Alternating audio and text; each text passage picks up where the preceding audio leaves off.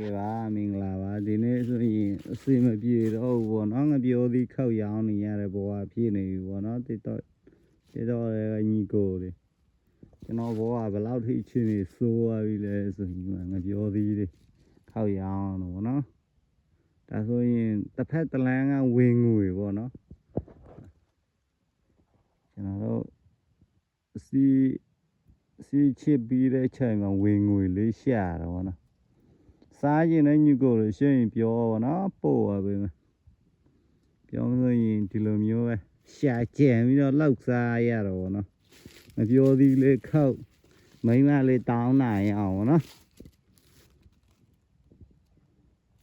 ပြောသေးလှလေးဒါဆိုရင်ရဗောနော်200ကိုကြော်တော့အစီရတော့ထွက်လာမထွက်လာတော့မသိဒီမှာမြက်တော့တော့ထူနေရောနော်ဒီလောက်ထွက်တော့ဗောနော်ຫນွေရသည်ရောင်းနေပြီဆိုတော့ရှိုးလိုက်ဗောနော်စီရတော့မထွက်တော့ဘူးပြောဒီခောက်ရောင်းနေရတဲ့ဘဝဗောနော်ခွက်အစီချစ်ခွက်မပြေတော့ဘူးဆိုတော့ခေပါကျေးဇူးတင်ပါတယ်